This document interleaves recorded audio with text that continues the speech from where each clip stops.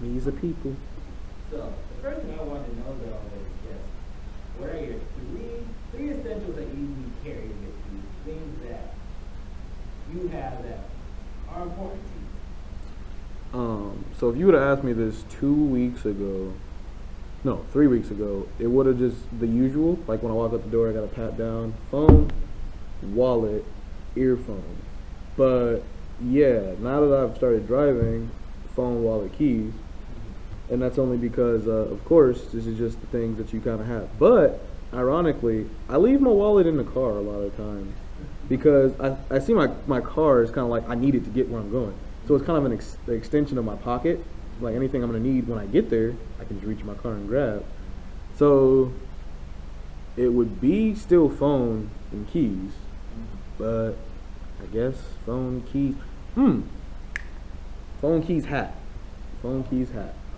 Because the wallet stays in the car, the keys I have to use to get in the car, and the phone just kind of stays with me because like it's a phone, and that's what you use it for. But yeah, phone, keys, hat, because I always wear a hat. One of my too is a phone.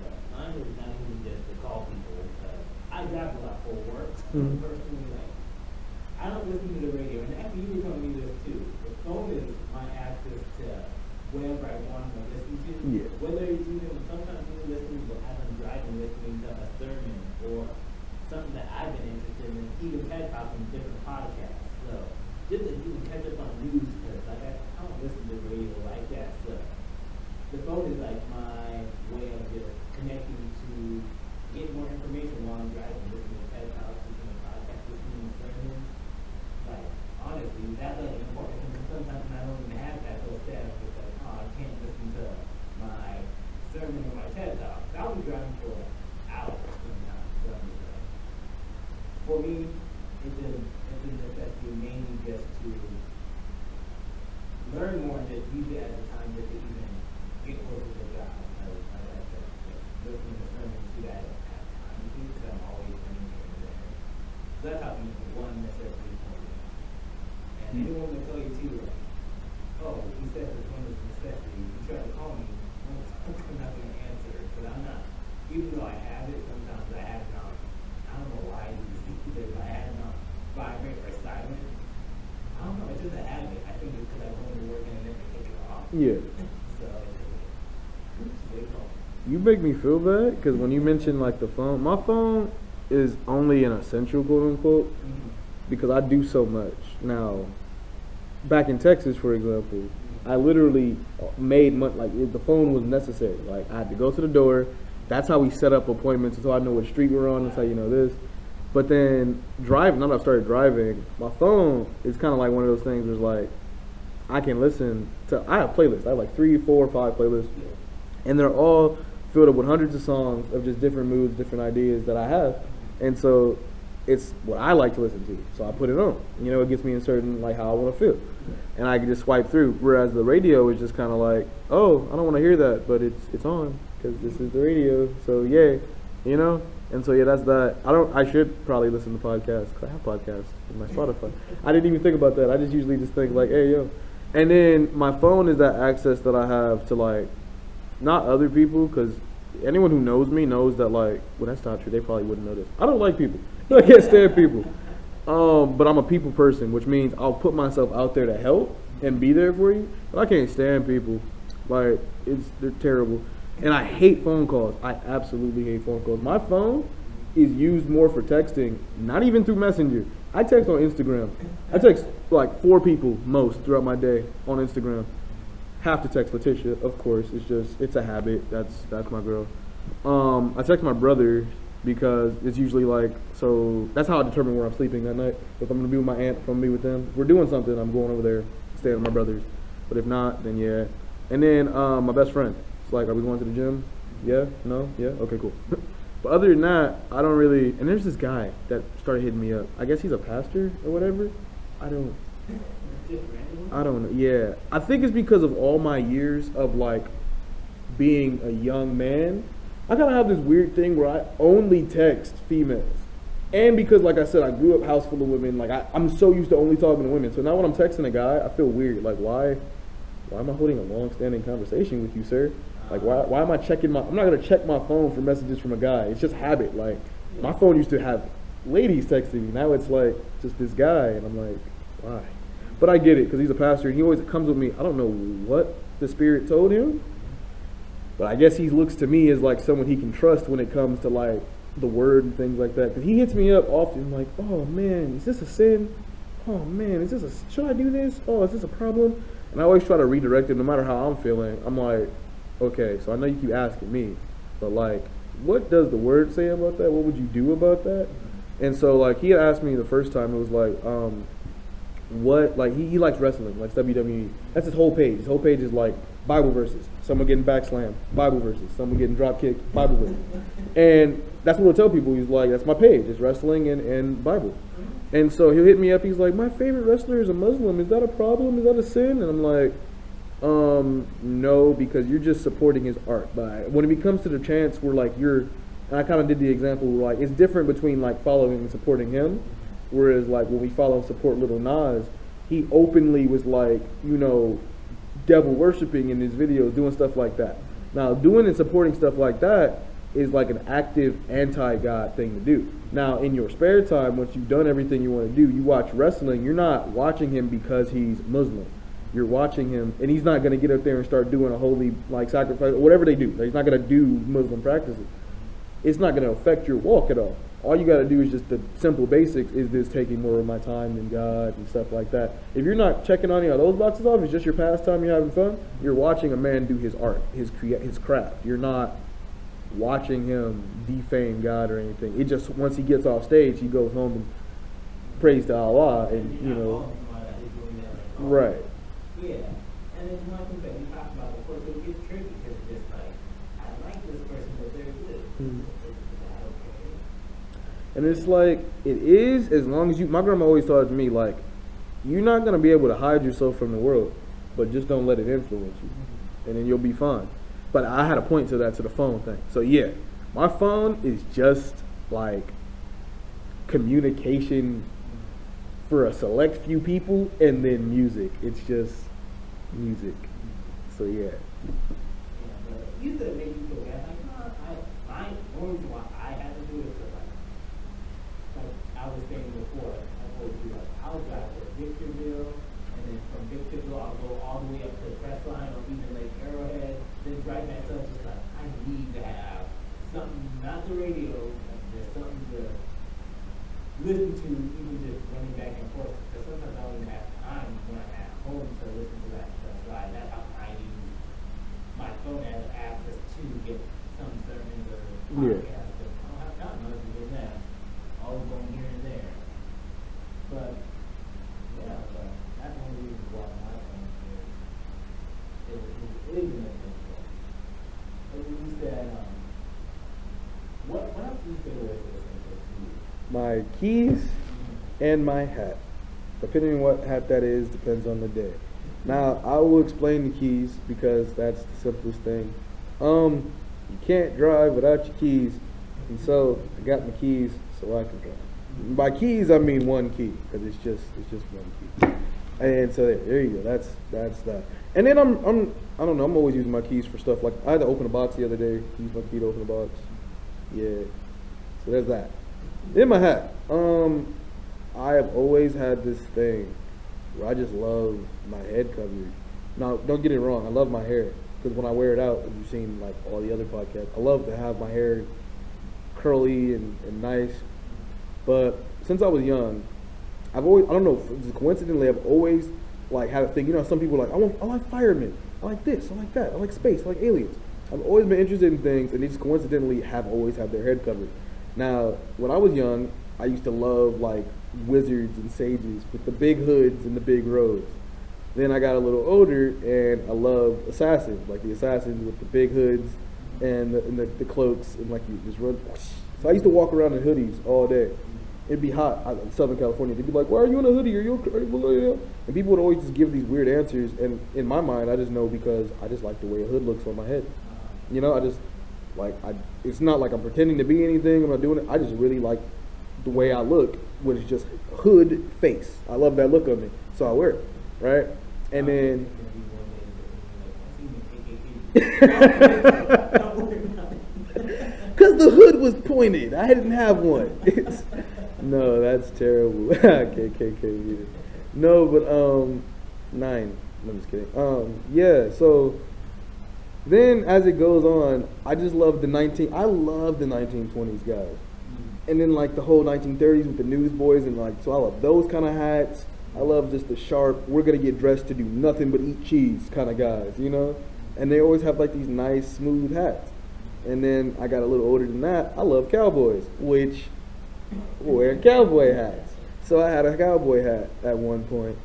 And I just love the whole, like that concept, you know, just like dapper man.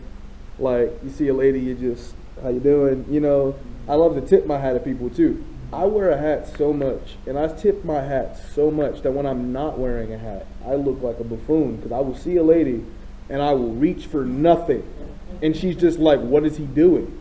Sometime. And I always explain because, like I told you earlier, like, I'm too honest for everyone, not even my own good, for everyone. I'll stop. Someone who had no thoughts about it, I'm like, I'm so sorry. I'm not a weirdo. I was trying to tip my hat to you, but there's no hat on my head, as you can see. So, there you go.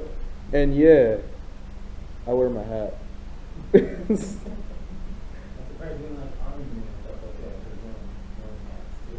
Nah, man. I'm like, the army men, they're cool, but it's like, I'm against war, man.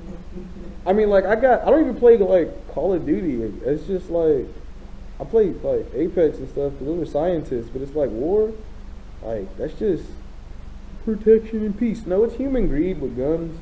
You know, like, we would never go to war unless people didn't, like, want something or feel like they were better than other people, you know?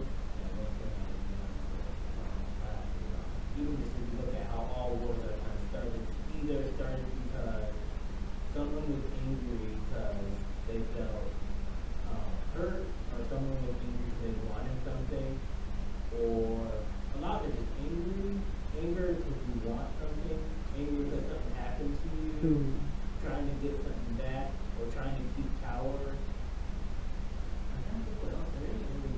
I feel like there was only one war that was necessary, and well, two. There's only 2 wars that are necessary, and they weren't even necessary.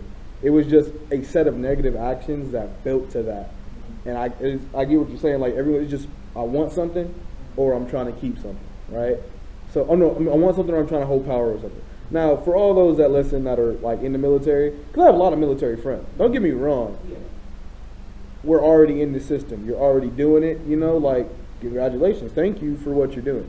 I know, but at the root of it all, it sucks. You know, like it's terrible. But the only 2 wars that really are necessary, there's probably others that I'm missing, but the Civil War, and that's only because it was like, hey,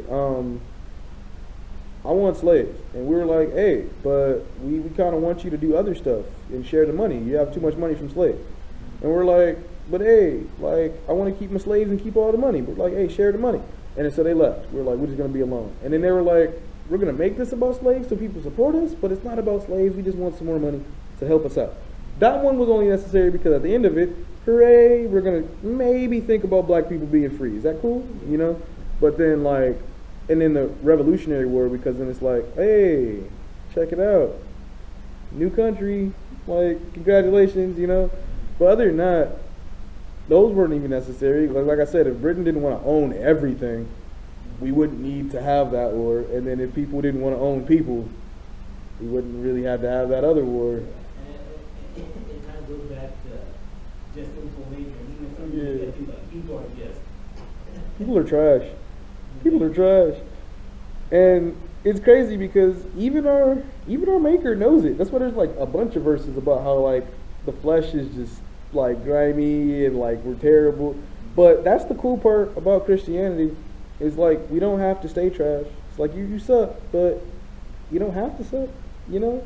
Because here's a supplement and it's like this big giant pill, but then like depending on how you approach it, it gets smaller. Some people it's a huge pill, so they never swallow it.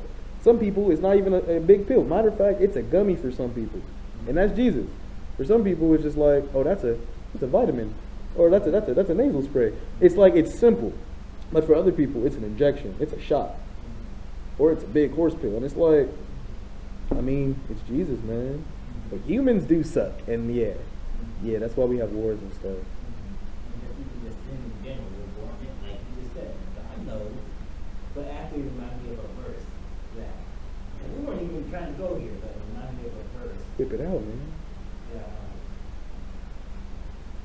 It's actually one of my favorite verses. The one that goes, "Why do I do what I don't want to do, but what I want to do, I don't."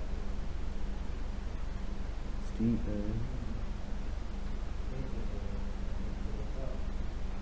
Romans 7, verse 15. And it actually Blow dust off my Bible app. and that's one thing too about my phone too when we were talking about essentials. On my phone, I do have the Bible app on it, but honestly, I don't like using the Bible app on my phone. I like having a tangible book. Mm. So with anything I'm reading, it's like I'm going to read, I'd rather not read on my phone. I just like holding it. This is my book. So like I said, I text a lot. Well, I text as much as people will text me back. That's a lot I'll say. And so to me, it feels more like my natural state of reading, which is a text. So if I read something digitally, that's why school was like when it went online, it was a little easier in that aspect because I could read on my phone and not the physical copy because physical copy, I don't know, I'm holding it, it's a book, it's small, I can't adjust it, it's just like, boom, book. Which is great sometimes, but it's like, no. Yeah, it just depends on the person. I know as I was teaching, some students did better online, some people didn't, and vice versa. Because it just feels more like, hey, I'm on an Instagram post, but that Instagram post is the Lord's word. You know, like that's what it is here. You gonna read it, you want it. I just wanted to have it so I can be there with you, man. So I read,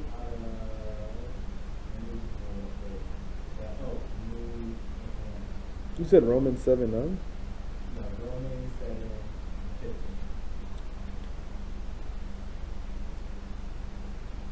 Nice.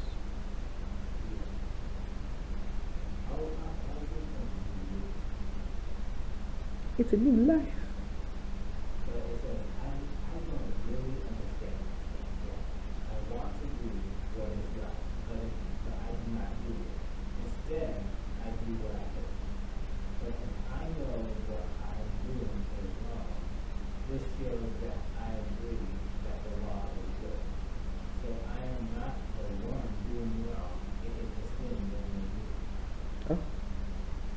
And kind of just hits on a lot of stuff we were just talking about. It's just like, most people know what's wrong. Most people could agree with everything you said. Like, yeah, a lot of it is selfish, greed, and yeah, we hate it, but we still do it. Mm. And when you ask them why, it's like, it's natural for our sinful body to do it.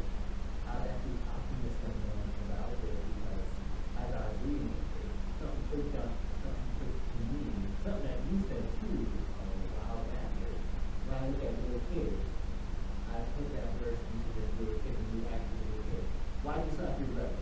I don't know. And just like thinking, when I look at that person, I'm like, oh, this verse even says it, like, you do what you don't want to do, but instead, we don't do what we want to do,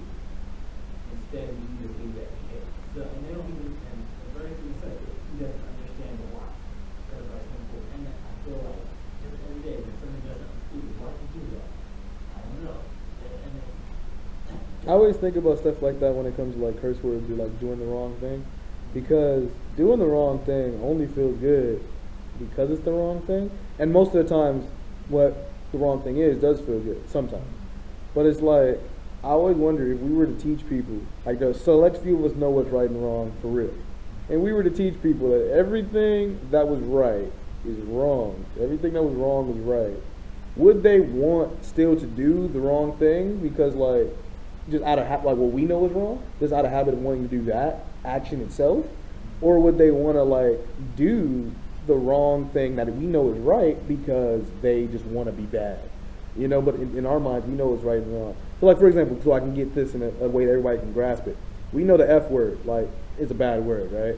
But what if we're like, you know what, the F word is a good word, use that word. But we tell people that like fish sticks or like fiddlesticks is a curse word. Are people gonna walk around, oh, fiddlesticks? And it's like, because they want to be bad and say a curse word, like a bad word? Or are they just gonna say the F word because is it the word itself? Does it sound smoother? Is it a good thing? That's a fun thought experiment to think about. Do people do wrong because it's wrong or because of the nature of what it is just feels better? And actually, I think that you said that first, because I think it, and this is just human nature, what I know it is. A lot of things, when we don't know something's wrong, as soon as we're told, like, oh, don't say that, it's like, why not? Especially for kids, it's like, don't do this, why not? Now I'm intrigued, now my brain is thinking, like, why can't I say this? Why is this the fruit, for example? Why is this forbidden? If I don't say anything about it, like, if someone, no one told us not to steal, some people won't even think about stealing. As soon as you say, oh, don't steal. Now I'm going to want to, or I don't have that cake. I didn't even know that. I wasn't even thinking There about was it. cake in Yeah. here? But just like, you're still, and so that's how I think even he said, like, it proves the law is good, because when you hear what the law is, our sinful nature is just like, oh, that's the law, I want to break it now. Yeah. It's kind of proving that the law is good, and even when we had conviction about what, like, man, I shouldn't have done that. And that goes back to proving that the law is good, and that's how he said, like, the fact that we're even battling against it proves that the law is good. And I think some part that he was trying to get at, if I read it correctly, was that like, so not only is like the law good, but it's like I'm not at that point where I'm so depraved and just without God, because I'm even considering that what I'm doing sucks, like that is bad. And so if I didn't feel like what I was doing was wrong, then I would just be stuck, like I'm not, where I need to be. But he realizes that, so he realizes that God is still with him, which motivates him to want to do the right thing, even though he wants to do the wrong thing, just natural. And good context too, who wrote that too, because that was Paul who wrote that. And for those who don't know who Paul is The guy that cleans the church? yeah, Paul was the guy that came to the church, but Paul was also the guy who was crucifying Christians for not following God's law fully. He was the modern day terrorist, and he switched over to follow Christ. And if anyone could say something about someone, he's the guy who could say something. But the interesting, he's not even looking at anyone, he's looking at himself saying, like, even me, like, I hate what I do. I do what I don't want to do, I don't do what I want to, pretty much. And all of us could attest to this, because sometimes we know stuff is wrong, but we still do it, and then after then we're like, yeah, I shouldn't have done that. And all of us could attest to that. And it's a testament to just our sinful nature, and going back to what we said, just as humans and being sinful itself, we fail so many times. And the only time we don't fall, then we don't really do it. That's interesting. 'Cause I feel like the only times that we don't really fail are like just as people, whether it be within your spiritual life or anything else. I feel like we fail less when there's like direct, like, give back that you see. Like if I told you, yo, don't drink a single sugary drink for the next week. Like when the goal seems attainable because it's short and it seems like a direct return. If I don't get, you will get $1 million if you don't drink another soda for the next week. that a lot of people would pass that and they'd get their million because it's a week with no soda. They're like, whatever. After this week, I'm gonna buy a million sodas for $1. But then if I told you that if you don't smoke or something like hard, like if you don't eat sugar for a year, right, you're gonna lose 200 pounds, or you're gonna get smarter. You know, that's something I was like, well, I gotta wait a year to get smarter. Like things that are proven, like, you know, certain sugars, don't do this for a year, you'll get better. We don't want to do that. You know, and that's kind of the same thing with our walk. Like, that's why people don't exercise. That's why people don't, like, study. That's why people don't do certain things. Because it's like, you don't see the direct return. But, like, say the first time you pick up a weight, your arm swolled up, right? You just, whoa, I feel that. You know, or like you see a point meter racking up. And that's how it is with our spiritual walk. Because it's like, I'm waiting for eternity. Like, I'm waiting for Jesus to come back, like, every day. Like, it's just a daily thing, you know? Like, when is it going to stop? And then there's just all this stuff going on around you, and it's like, all right, well, like, what am I getting? Until eventually the Lord slaps you one day with, like, well, that's what you're getting. And then, like, but everyone forgets, like, oh, yeah, there's heaven, you know? But they want something now. So, like, then God blesses you, and it's like, some people, like, they just take it as, like, their daily life. It's like, okay, like, good things happen. But I think, like, if you're really with Christ, you'll know that, like, dang, like, you'll start to feel bad. Like, this is what I was waiting for, and I almost messed it up. Thank you, you know? Stuff like that. So it's like, I forget where I was going with that. I'm sorry. Tie back. I forgot where I was going. No, it just shows that we constantly Christ, and without Him, it's just like we fall, and sometimes people, like you just said, it's just like, oh, we got to do this every single day, and some people will fall because they feel like I got to be holy every single day, and so Satan just wants that quick second where you're not focused, and then that's when you just do those things like, oh, okay, I've done that, but I already have.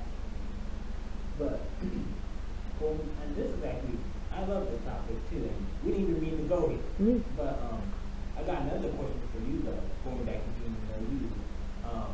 So, this is gonna be a random one, but who would win in a fight between Me.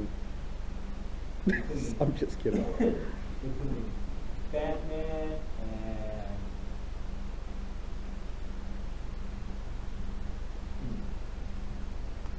Spider-Man? Spider-Man. Why? Because Batman sucks. I'm gonna tell you right now.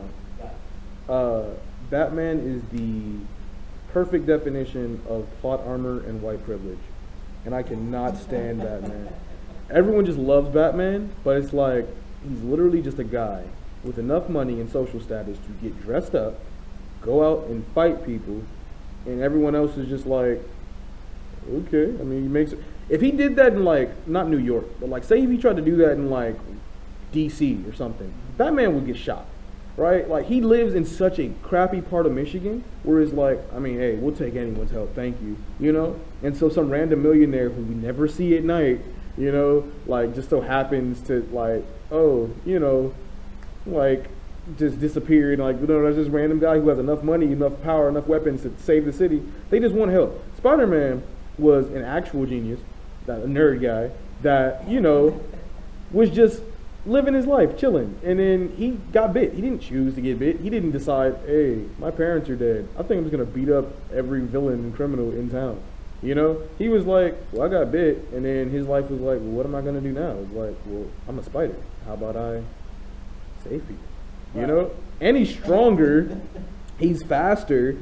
Yeah, he doesn't have all that training, but it's like, that's like me saying, oh, like, I don't know, like, oh, okay, here you go. That's like saying, like, a professional chef with some, like, sticks and wood would, like, not win a cooking battle, or, like, would lose a cooking battle to, like, an amateur with a full-scale kitchen and all the ingredients. Like, it's possible. Like, Batman could swing it, but it's like, yeah, he doesn't have all the training, but he's literally using wetter material. Like, he's super strong. He's durable. He's not a regular guy in a suit. He's a Spider-Man. Like, it would just be as simple as just, like, web your ankles, web you to the nearest plane, and just let you fly away. Like, or just, I don't know, grab him by his forehead and flick him or something, because he's super strong, you know, like a big human spider guy. And then he has the whole super senses thing, which is just enough alone because Batman's biggest art of like his biggest thing is the art of surprise. You're not sneaking up on a guy that look at these random lines popping up across my face because someone's near me. Oh, is that you? Hey, Bruce. Like, what are you gonna do? That does give one strong. Other than the fact that he's a superhuman. Well, one thing I learned is you don't like Batman. But everything you were saying why you don't like Batman it ties into more stuff. It sounds more like you were ranting on Iron Man. He more falls into that category. Now here's what I'm gonna get on Iron Man. I love Iron Man, but here's the difference though, right? Iron Man has that same like just plot armor. I think his is worse, but go ahead.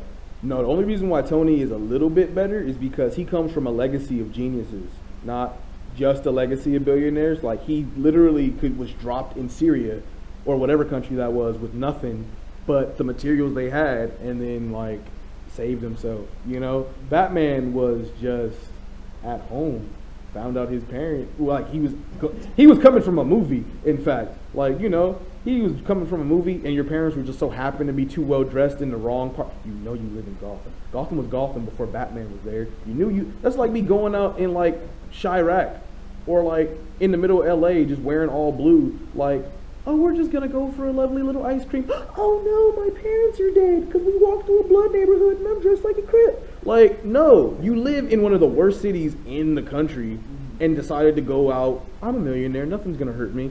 Iron Man literally was just like born. His parents were killed by a super soldier accident, and like he didn't use that to be a boo-hoo baby with a special butler. His butler. He's a superhero with a butler. Like I don't understand. Like the butler's cooler than him. The butler helped him in like 3 of the 4 different versions of Batman. He trains him how to fight. Like, so you mean to tell me this guy that was washing your shoes and your son's drawers is cooler than you, and he's not a superhero, you are? Like, come on now. And then the attachment to the little kids, like just always picking some young man in some tight clothes to come fight with me. Go have a son. Oh wait, you did and abandon him. And then he comes back and is like, hey, I'm your son. It's like, okay, go fight something. Like, what? Like, even your son is cooler than you. I don't understand. And then it's like just all these, how is he still winning? How is he still winning? You were exactly. You are a regular guy with regular average Joe weapons, and you don't even use guns or kill. You don't kill, which is great. But you realize that's a radioactive plant woman, right? And that's a lunatic with a hammer standing over an orphanage, and that's his girlfriend, who's also a lunatic. And like that guy is literally freezing people solid, and he has mind control power, and that's a big ape. And I don't understand. His coolest thing was joining a team of people he didn't even trust. That was his best weapon, like having enough money to build an intergalactic space station where we can fight with 5 different types of alien, and everyone in there was an alien except for like Barry, and Barry was and Shazam. So that's my thing. Like he was just the resources guy. Cause think about it, Diana is technically an alien. Kal is technically an alien. I forget Martian Manhunter's name, is an alien. The Hawk race, Hawk guy and Hawk girl, those are aliens. Green Lantern, okay, he's not an alien. There are aliens, but he's not. Neither one of them are. Okay, so yeah, and then you got Shazam, which is like an ancient wizardry, not alien. So 4 different types of alien, I think, if I counted right. And then yeah, because we got the Kryptonians, the Amazonians, the Martians, and then the Hawk people. Yeah, but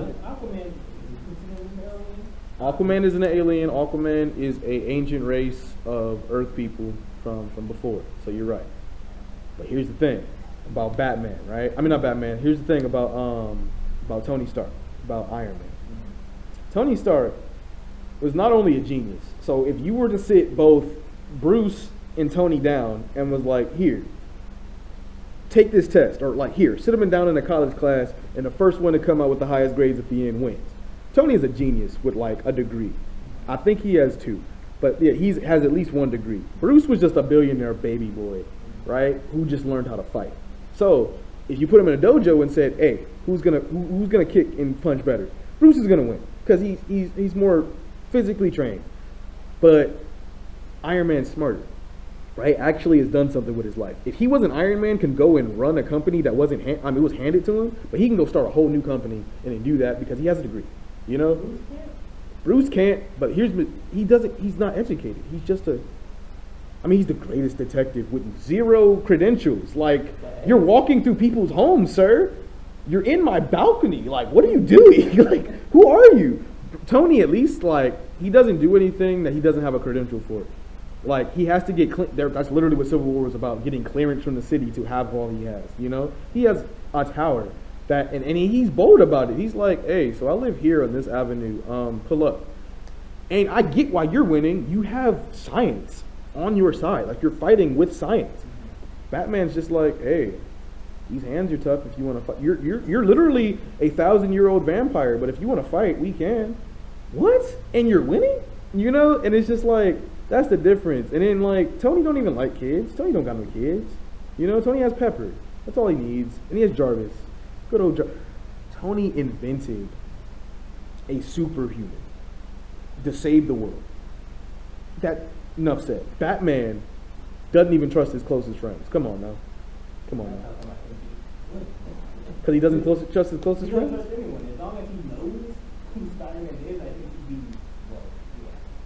as long as he... What's he going to do? Buy a school? Take Aunt May on a date? Hold her for ransom? Like...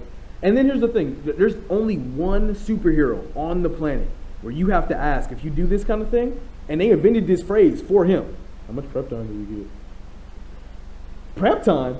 If you were to say Superman and Thor, they wouldn't say, how much prep time do they get? No, that question was invented for Batman alone. Because he's the only guy that needs to, I'm going to fight you in 3 weeks. Thanks for letting me know. I'm just going to go buy, like, your entire planet's stock of things that make you slow to die.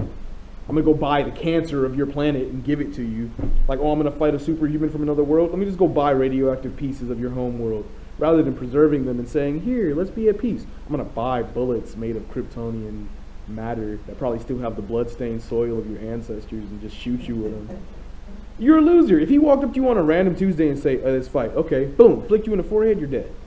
Iron Man, at least he, like, doesn't need prep time because he, like, has, years worth of, like, engineering, and he wears his suit on his wrist. Like, if you were going to try to hit him, and now that he is the bleeding edge, it's within his entire, like, stem cells are made of metal still. So if you were trying to walk up here and punch him, it would just, like Gara basically, and just, like, mesh around your hand. That's so cooler than, hey, I got a boomerang that doesn't come back.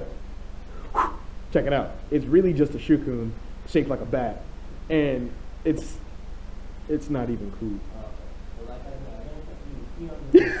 I'm sorry.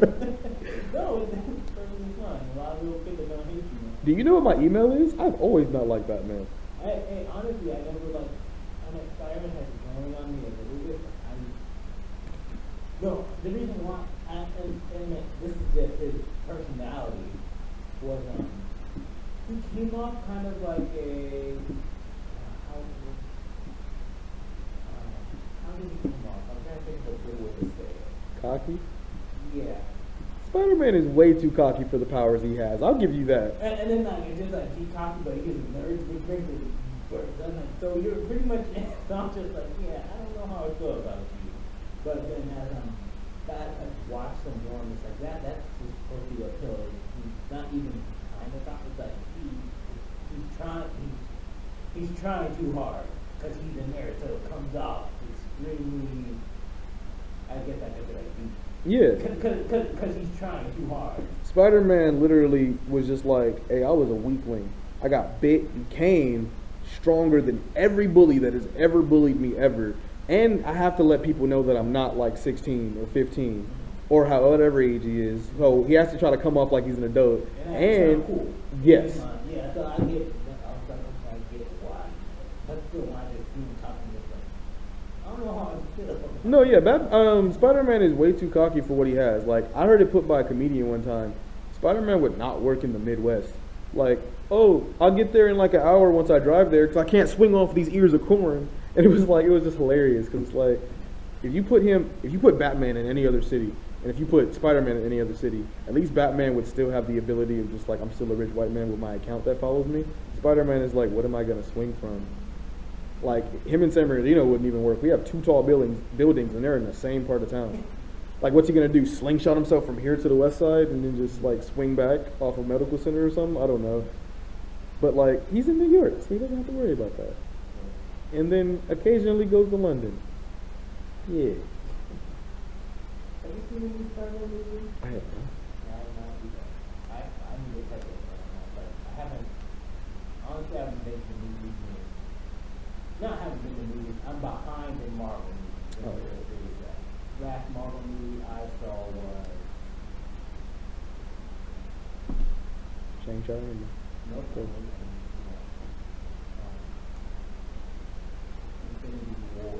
So I haven't seen yeah. You haven't seen Far From Home? No.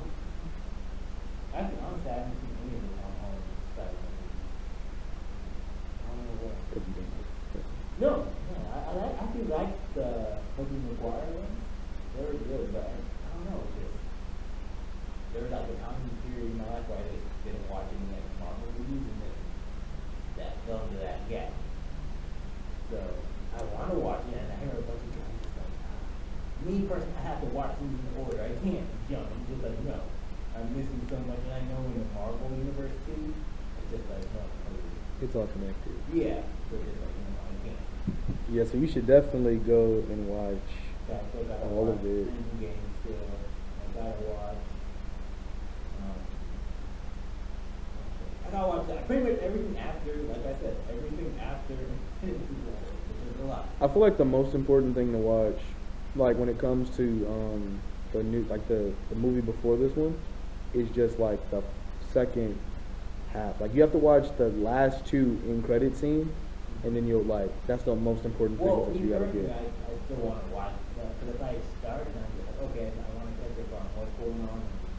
Because everyone tells me like, WandaVision and Hawkeye, no, the Winter Soldier and what's the Loki?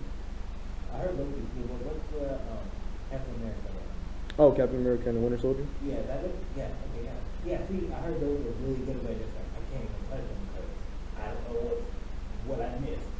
I feel you. And I'm, like I said, my brain's just wired like, no, you can't watch it without. So for those, you don't have to watch, you're good because you watched, oh, you said Infinity War. Yeah, I did not watch Endgame. I know if I watch Endgame, I think I'll be caught up on a couple of things. But Wow. yeah. So for you, everyone's just dead.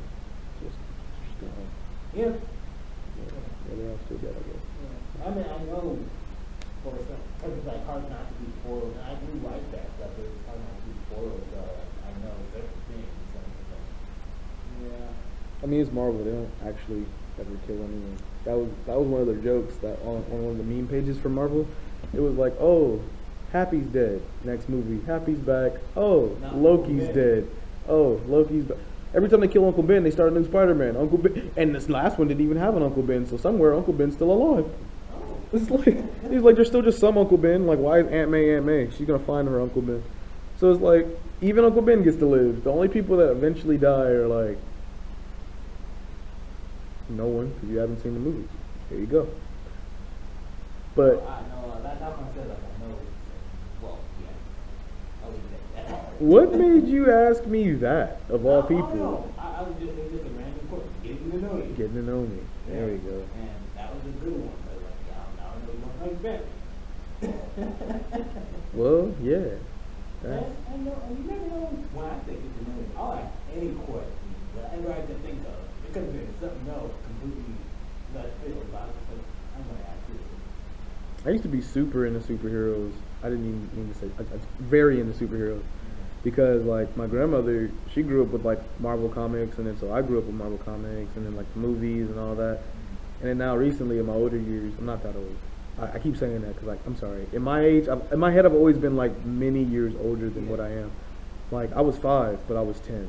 And then so I was 10, I was like 25. I just kept like going. So now I'm like 50, and I'm just chilling. And then I'm going back like to being 20 because like I hit that wall where it's like, okay, I'm hitting real life 20-year-old stuff. But then I'm also like, you're 50, bro. So when I say in my older years, I mean like I'm not 13, 14 anymore. So yeah, I'm starting to get super into anime. Like I love anime. Anime is awesome. And it's like, yeah, that's. So I even had to have a talk like that in a while, where I had to explain to someone why Batman sucks. Hey, that's honestly, this is exactly what I wanted. People get to know you, and that's a good one. But now you brought up anime. What anime are you watching? Alright, so I don't. I mean, technically, I mean, yeah, I mean, like, yeah. I'm starting Naruto because Naruto is a classic, and I've never watched it. I feel like for those of you that don't watch anime, not watching Naruto and saying you're into anime would be like saying you're into like rock and don't know who like the Beatles are, or like getting into like jazz and don't know like Coltrane or something. It's just like you like it, but you're not really like into it, you know. So yeah, I never got to watch Naruto because like when it comes to like anime, it's like I started very differently. I started because I don't like doing anything that everyone else is doing. So everybody else was in anime that I was around, and then like. But now it's super popular, so I don't know how you jump that. Oh, I got you. Because let me get to that. So anime was like super popular back when I was. Like it was one of those things like, oh, the nerds do it. But I was in that generation where it's like the nerds do it, but nerds are starting to become cool. Like two of the coolest people on the planet are like billionaire nerds, like Jeff Bezos, like Elon Musk. Like nerds are cool now. And so like that was the thing. And so I was like, I'm cool. And then on top of that, I didn't really watch too much TV anyways because my whole life has been like music, band, video games if I can, you know? Because my parents were very guarded on what I did and what I can do and all that. So my whole thing was just like, hey, can I see another person like outside of school? Can I just like live? And so when I finally got home and would watch TV, I was watching sitcoms like Friends and like Frasier and Cheers and Dukes of Hazzard. And that's why I've always been a little bit older because like I've been around old people watching old shows, just being old. And then, so yeah, when I finally got to where I can watch what I want to watch, I could only watch whatever was on television. I wasn't in the streaming age. And so when anime would come on, it would only come on Toonami, yes, which is technically Adult Swim, which is like you're not allowed to watch Adult Swim. And my parents, of course, know nothing about anime, so like, why would they, yada yada, like, why would I watch them? And so yeah, I would catch like Dragon Ball when I go to other people's houses or whatever, and they have it on or whatever, and they would talk about it a lot, and like, my brothers, who aren't blood brothers, that's why we weren't in the same household. But it's like my brothers were into it, but I just didn't know anything about it. And then so yeah, I eventually got old enough, got my own phone, got everything. And I think it was like high school. It was like my freshman year, or like 8th grade going into freshman year. I've always been kind of like a big weirdo. So I seen this post, right? It was on Instagram, and it was about like an anime. And it was this guy. I guess he was talking to this girl, and he pinched her butt, and then she slapped him. And I was like, that looks entertaining. I'm going to watch that. And then so I looked up what it was in the comments. I showed me it was Yu Yu Hakusho. And then, no, that's a lie. That was the second one. So I was going to start Yu Yu Hakusho, but then I seen this post, right? And it was with like this like guy. I forget what was going on, but it was Heaven's Lost Property, which is super fan service. Now, it was just like nothing but like boobs and angels like all over the place. And I was like, yay. Young man, boobs and angels. This is awesome. So I got to watch that show, and it really, like, it was more than just boobs. I was like, yo, the storyline is deep, like, deep. So I finished all of it. And then there's a part 2. So I finished all of part 2. And then I finished all of part, like, yeah, I finished all of part 2, and then a movie. And so I was like, yo, I guess I'm into anime now. So I was like, what was that other post where the guy got slapped? So I went to that one, and it was Yu Yu Hakusho. So I went and watched Yu Yu Hakusho, and I'm like, yo, which if you don't know is like classic. That's still to this day my favorite. So I went from there, yeah, jumped up, and now it's popular again. Now it started to get popular again once I had already done all that, and then now, but I still won't watch what everybody else is watching unless I started watching it before y'all started watching it. So it's like I still haven't watched Black Clover because everybody was like, Black Clover, JoJo's. I only know some of because people would put it on, and I'm like, well, guess I'm watching JoJo's. But I would always watch it after people like are talking about it or before. I'm not gonna be in the middle of it. Except for one anime, and that's because a movie was coming out, and I had to watch it to understand the movie, so that, you know, because my girl was like, hey, we're going to watch the movie together, and I'm like, I don't want to go if I don't know what the movie's about. So I had to binge watch all of Demon Slayer and just cram it in, and everyone just so happened to be talking about Demon Slayer at the time, so I was like, this is the one exception to the rule. But yeah, still don't watch My Hero, not going to watch My Hero until that dies down, like, I don't want to be in the middle of what everybody's talking about. And then I started watching Jujutsu Kaisen. Then everybody started talking about Jujutsu Kaisen. And I'm like, okay, I got lucky. And yeah. One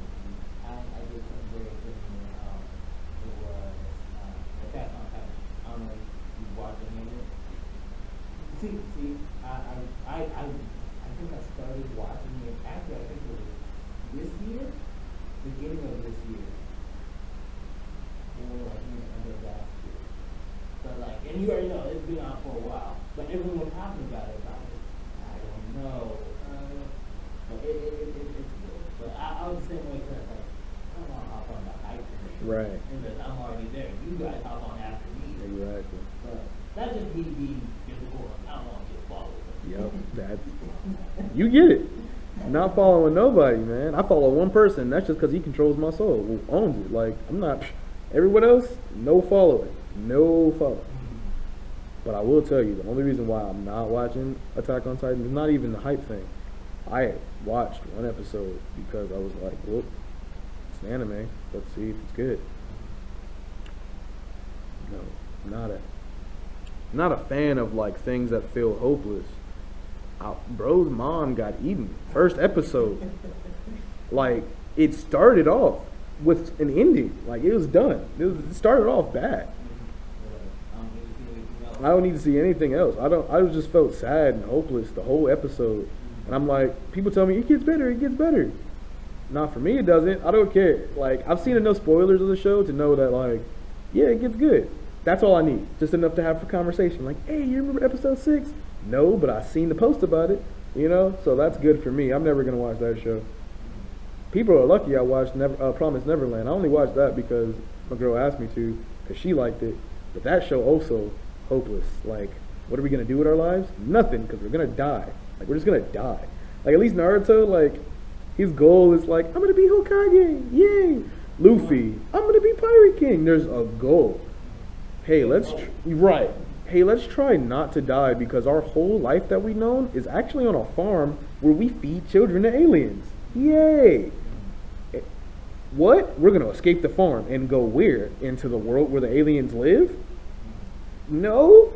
Oh, look, we live in a world where, like, these big giant things that we have basically no power against can kill us at any given time. But we have a wall.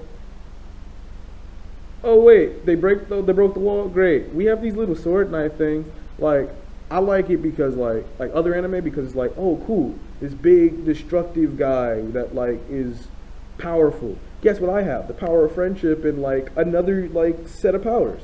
Not, this is powerful and this is gonna kill us. I have 2 swords, if you want, and no other abilities. Like, that's terrible. That's like Batman. Like, I'm sorry it came back to that. It's like, why would I watch an anime like that's like Batman? Like, hey, so I'm just a regular guy in a suit, and the suit doesn't even shoot out cool, powerful stuff. I can't even fly with it. I just walk and drive. But hey, I'm super powerful. You want to fight? Like, no. Why? And that's what Attack on Titan is. It's just puny humans with swords trying to, like, slash up bigger monsters. And then when I found out, oh, they get to be Titans too, I was going to watch it again. I was like, hope. And then I was like, that's bloody. That's a lot of blood.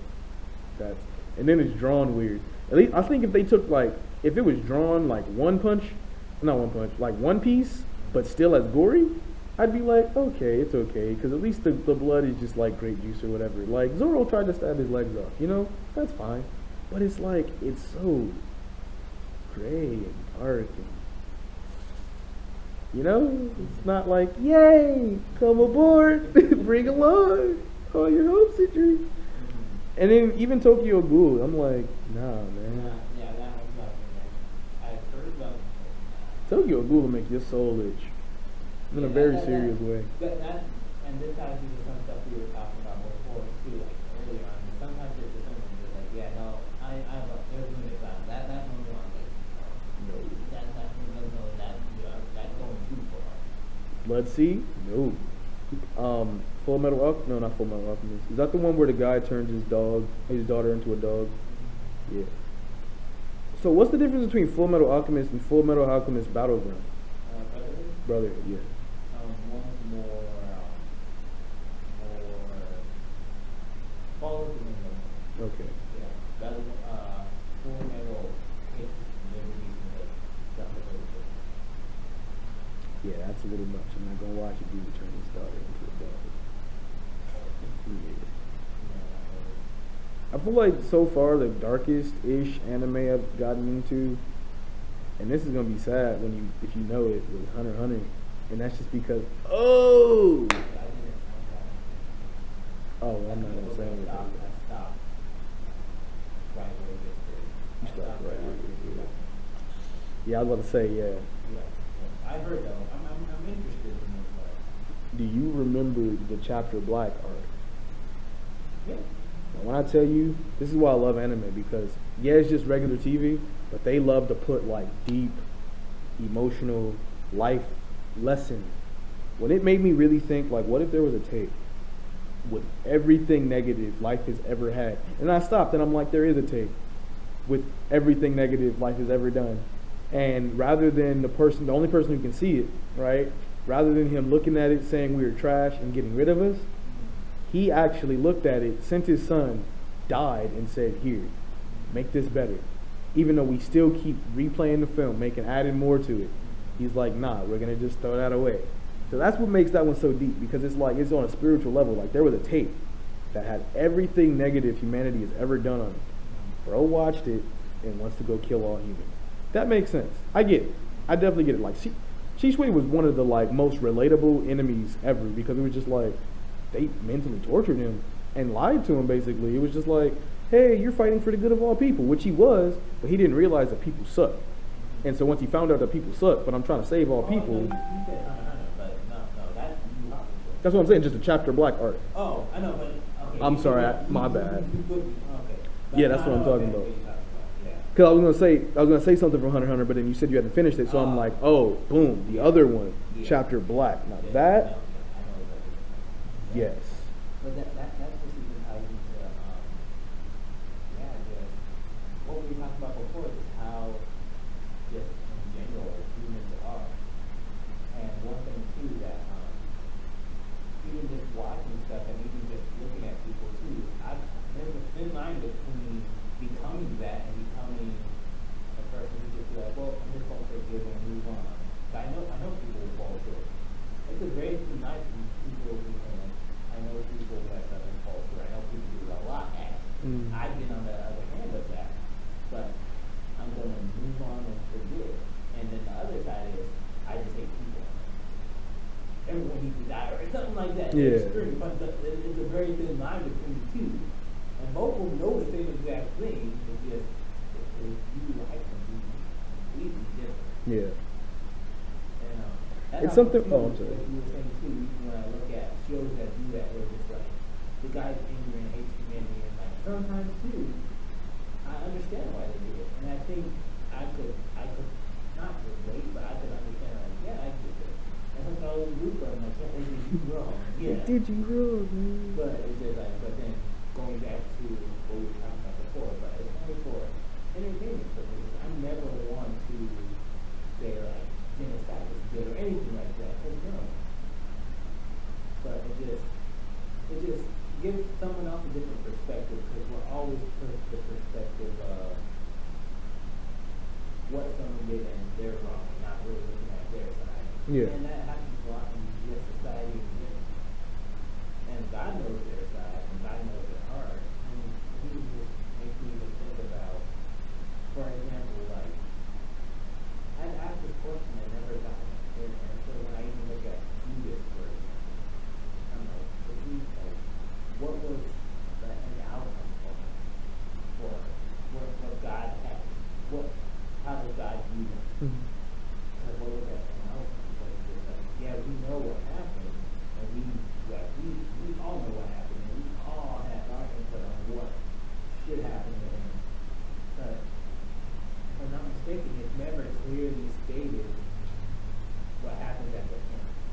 Now, from what I remember learning, and from what I know about our God, Jesus was unquestionably not mad at Judas. Yeah. And here is why. Because Jesus knew what his job was, and Jesus and God knows everything. He knows what you're going to do, how you're going to do it. Now, here's the thing about Judas, right? Yes, what you did was messed up, and if you didn't do it, it was going to eventually come up another way. But somehow, some way, unless And even if they did, all of humanity at the time was just like, well, we're going to change our ways right now. No more imperfection ever. That's not possible. So someone was going to have to get Jesus killed. Whether they just run up, ransacked him, murdered him, and then did it for the sake of all humanity, or someone feeds him a poisonous grape, which, by the way, this is Jesus. They wouldn't let it go out like that. He would probably cough it up. So it had to be something deep. And then here's the thing. Jesus and God, they're the same thing. So they also knew at the same time that not only are we going to do this to save everyone now, we're going to need something to save everyone later. And this is all going to be written down because, I want it all written down. I made the world. I'm going to convince people to write it down. How do we get this so that not only does the outcome come where I die for all of humanity, but someone can pull and learn lessons from this? Judas hung himself. Well, not hung. I forget how he killed himself. He killed himself. He hung himself out of guilt. But I believe it was put somewhere. I got to look this up and get back to the people because I don't want to ever say anything wrong. But I thought Jesus was actually going to come back and, like, I believe if that interaction was ever to be had, it would be nothing but like he did with Peter when Peter denied him. I think that's why God allowed us to read that interaction with Peter, because that's what he was going to do with Judas, but better. It was going to be kind of like, I appreciate you for what you did, and Judas would be something like, what do you mean? And it's like, you realize I had to die for everyone. You were just a vessel for that, so I appreciate that.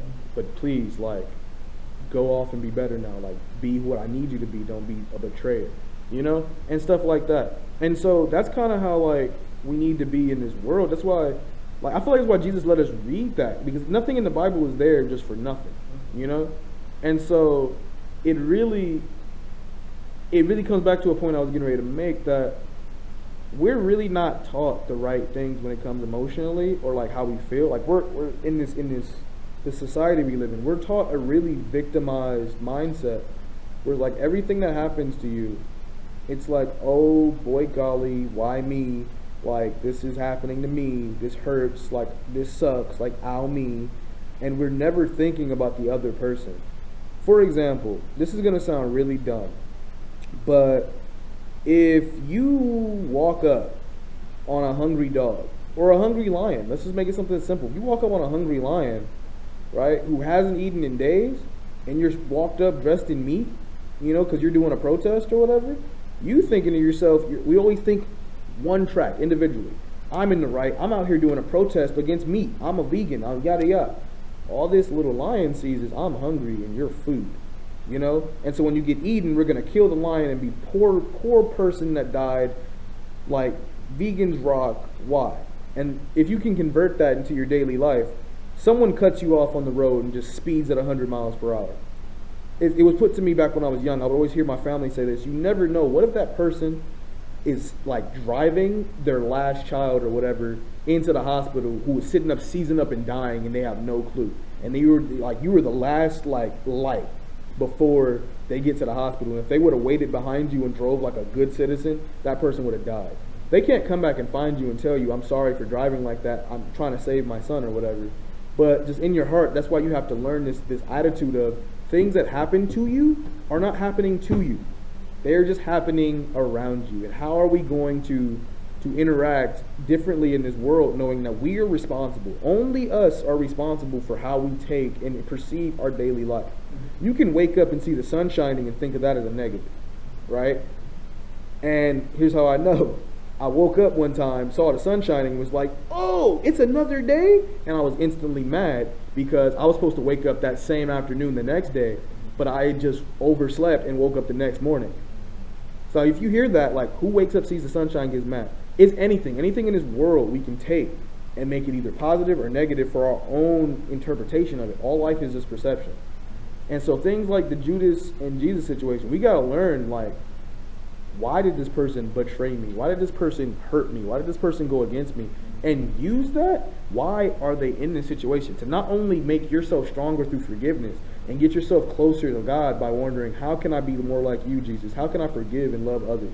Don't let people walk all over you, but don't be so hung up on wondering if someone's walking all over you that you never learn the lesson to truly forgive someone. And I'm going through that right now. I'm not going to go into the details of that, but it's like someone in my life hurt me harder than anyone else could ever, the worst way possible. And most people would say, well, why don't you just leave them alone, cut them off, drop them from your life? Why don't you just, there's all these things you should be doing to them. But it's because I learned that it's not a matter of me, me, me. You have to look into this person's life and say, why did you do this? Did I catch you at a wrong point? Why did you hurt me? Was I the only thing in the way between you and something else that you really needed? Was it something you weren't taught? Like, for example, this is going to sound really stupid. I'm sorry, but I'm sorry, but I just want to, I talk about this all the time. But mass murderers, right? Or like pedophiles. That sounds terrible, but there are so many times where, especially if you're in the field of psychology, you learn that when a person is born, they will ingest and interpret and take everything that is given to them in those first couple years of life. Yeah. And it will either be a part of them as they grow and they'll learn to grow and drop some of those things off, or they'll grow and hold on to them. Now, if you've never experienced a healthy lifestyle of people that learn how to grow and drop negativity, you're going to hold on to all of this. And there are people who within their lives that we know, like Hitler's a good example. We always use that one. Like, if he would have just been accepted and not beat every day by his father, he would have gotten to that art school. You know, would he have been Hitler? He would have just been, you know, regular guy. Other people, like, who's another mass murderer who was just like, if you were just given the chance to learn better, you would have been better. I mean, a perfect example. This is how God works. A perfect example is Paul. Going back, because Paul was that mass murderer. Paul was that. Yes, there but you then, go. But then he had that opportunity where God showed up, and then he turned his life around. But he was that mass murderer. He was that guy you did not want to see. Exactly. He was that terrorist, like, oh, he's just killing Christians. He's just killing people. We don't want to be around him.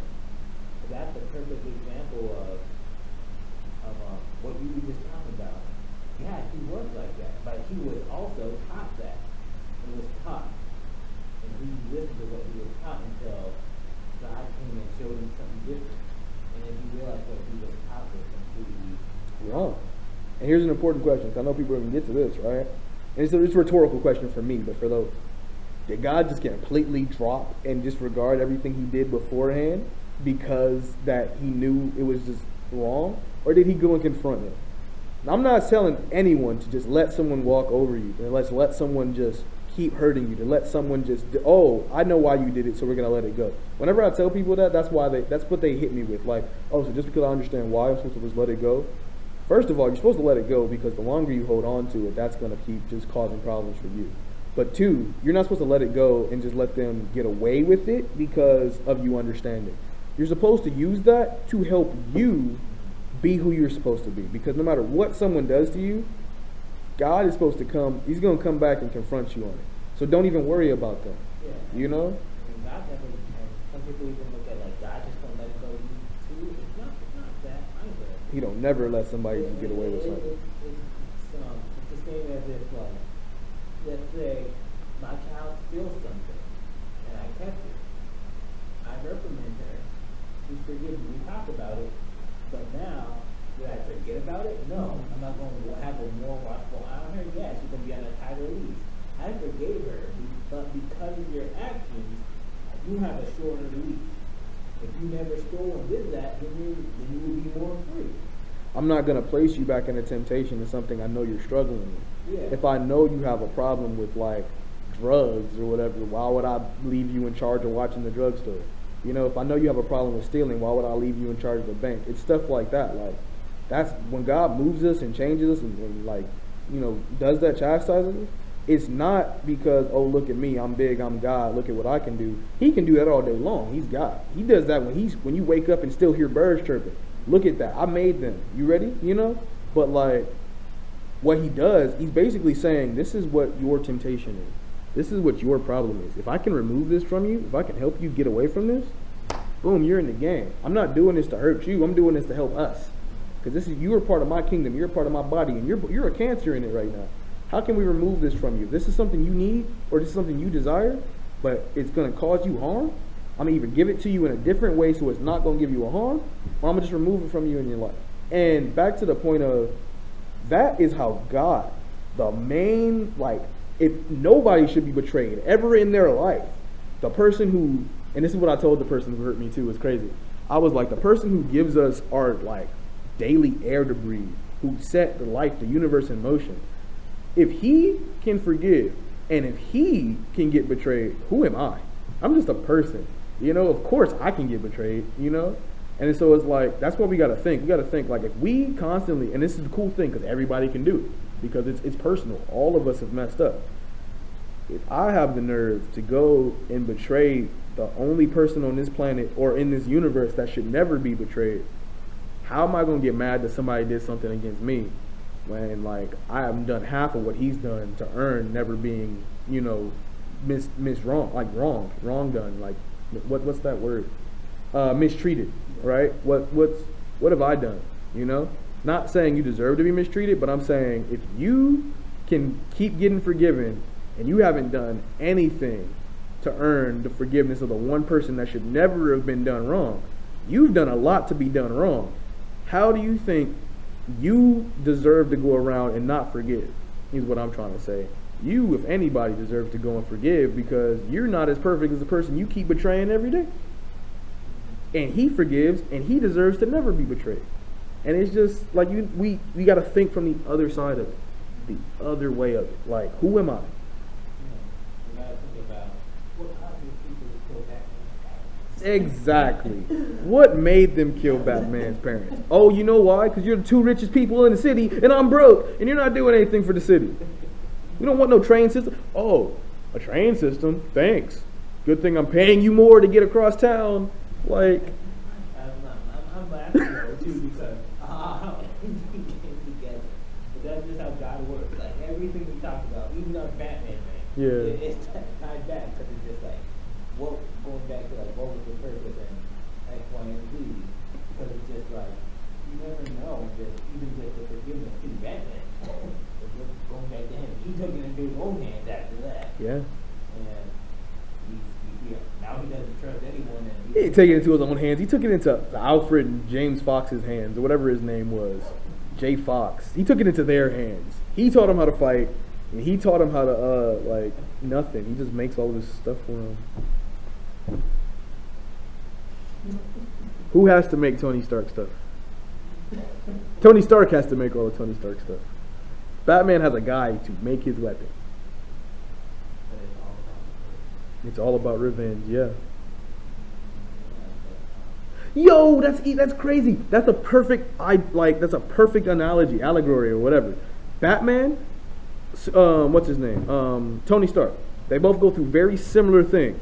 One sees it and seeks revenge and justice, right? The other sees it and goes protection and serving. How can I protect and serve, which sounds like a cop's, which Batman's more like a cop, but ironically it's not Batman that protect and serve. Well, Tony Stark, he leads to, we have two bad examples. But if you ever heard of he leads a bad life, but like he looked at his example and he went and said, how can I protect the world? In fact, he wanted to build a dome shield around Earth to protect the world. How can I protect everyone so no one else has to go through what I'm going through, so that no one else has to feel this? Batman said, yo, justice. I'ma just take that and I'ma just, yeah. He became Saul. He said, hey, you, I'm not gonna kill you, but your doctor's bills might. Like, that's Batman. At least Iron Man to say, hey, yo, you got a face? I'm gonna just fry it off real quick. You're good. You're done. But nah, Batman is so cold to the fact that not only am I not gonna kill you, I'm gonna beat you up and put you back in the system and never help you. And then not only are you beaten up and in the system, you're probably in there, you've been turned into something crazy because this arm don't work, this leg don't work, and half your head has been bashed in because I'm Batman. Like, do you see the way he flies in through windows? He flies in through windows that are about this high and lands on your face. You're not going to jail happy. You're either, I'm not gonna kill him. Are you sure? That's a full weight of a full Batman is at least 230. Exactly. And you mean it? And he wears he's in Detroit. The boy got Tim's on. The boy filled with full-fledged steel toe. I can step on space, boots on, and lands on your head. Iron Man is just like, there you go. We're done with all that. You're not gonna sit here and just see like a 1920s television flash in your eye until you die. Just all the pixelated static, just no, and then try to drag you to jail. Book him. Book him? You mean bag him? He's dead. I don't kill. No, you did. He's dead, man.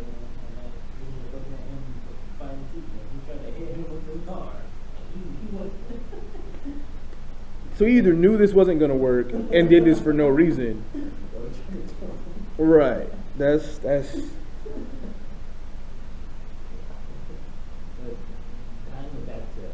both examples of God doesn't do it like that.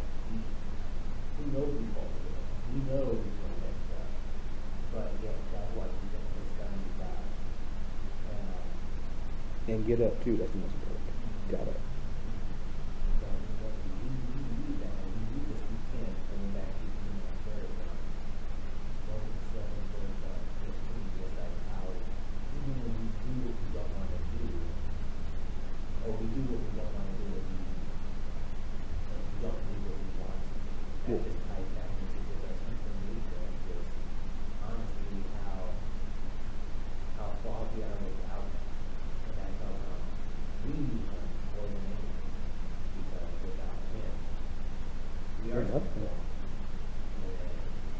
Even when stuff does happen, and we put it in our own hands, it will become. I mean, that's a good example. And honestly, too, like, it just shows how God is moving through because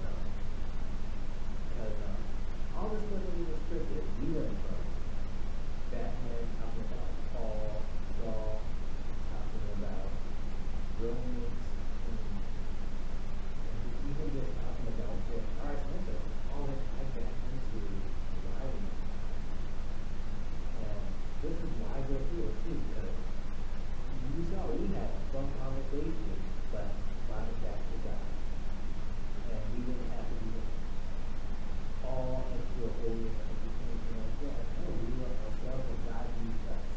That's because God never left it. Like when we say bring it back to God, like I feel you, but I mean if you are who you are, like think about it. Like if you take something that was covered in poison, and drop it in some water, it's always gonna have some poison on it. So now that water's poison. But if you take something that's clean and good, and drop it in some water, you can drink that cup. I don't know if you want to drink it because it got something in it, but you can drink that cup, like because its foundation was good. You drop something good in something good, it's good. A good times a good is good. And that's all this was. We were talking about normal life stuff, but God is part of our normal life, so He just was in it the whole time. And even if we were talking about this, some stuff we watch, it's like, you said it perfectly. You were watching anime and then maybe you think about that. Mm-hmm. And it's like, I was simply just doing something that doesn't have anything to do with it. And it's like, yeah, now there's more clarity to this Bible verse or what God did. Yup. But we're going to end it here, So, Oh, just before we go though, I'm sorry. You had said Romans 7:8. It's Romans 7:15. I only know because at first I said 7:8. You were like, no, 7:15. I was like, oh, yep, 7:15. that's my mistake. My bad. But see, we're always still learning. And, we just. I just needed that so that way, like, when someone goes to look it up. Yeah, no. I agree too. I don't want to be you around here. But yeah, that's a perfect example of us using each other. If they were just me, then I would be doing the wrong thing. If I come out there, then they would be doing all.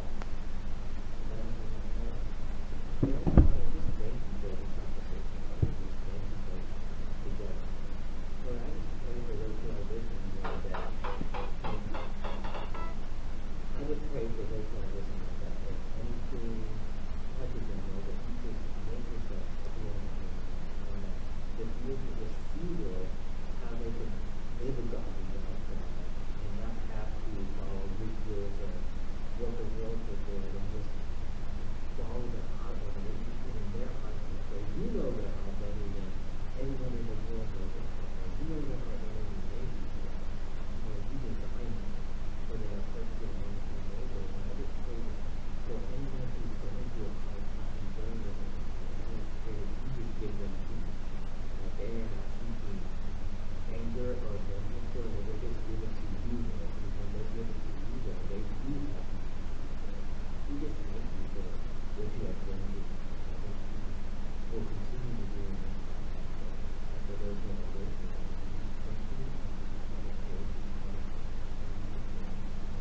Amen.